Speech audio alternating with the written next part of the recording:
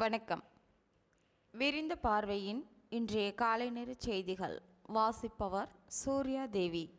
காஞ்சிபுரம் புதிய ரயில் நிலையம் அருகே காவல்துறை என்கவுண்டரில் 2 ரவுடிகள் உயிரிழந்துள்ளனர்.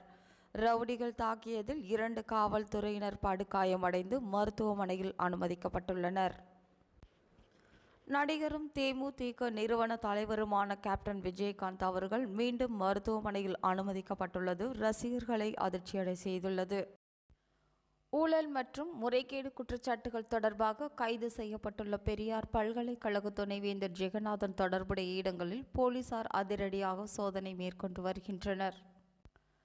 அதிமுக ஆட்சியில் நடந்த தவறுகளை வெளியிட்டால் எடப்பாடி பழனிசாமி திகார் சிறைக்கு செல்ல வேண்டியிருக்கும் என ஓபிஎஸ் தெரிவித்திருந்த நிலையில், என்ன ரகசியம் என்றாலும் ஓபிஎஸ் சொல்லட்டும் எனவும், அப்படி ஏதாவது இருந்தால் திமுக என்னை விட்டு விடுவார்களா என இபிஎஸ் பதிலளித்துள்ளார்.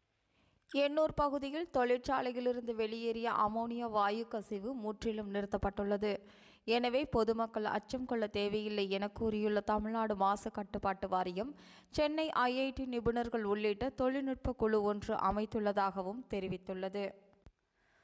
தமிழகம் தன் பங்கிற்கு அதிக வரி வருமானத்தை மத்திய அரசுக்கு தந்தாலும் மத்திய அரசாங்கம் தமிழகத்திற்கு தர வேண்டிய நிதியை போதுமான அளவில் தருவதில்லை என அமைச்சர் உதயநிதி சொல்லப்போக, கடந்த 9 ஆண்டுகளில் தமிழகத்திற்கு 10 லட்சம் கோடிக்கு மேல் தந்திருப்பதாக தமிழக பாஜக தலைவர் அண்ணாமலை கூறியுள்ளார்.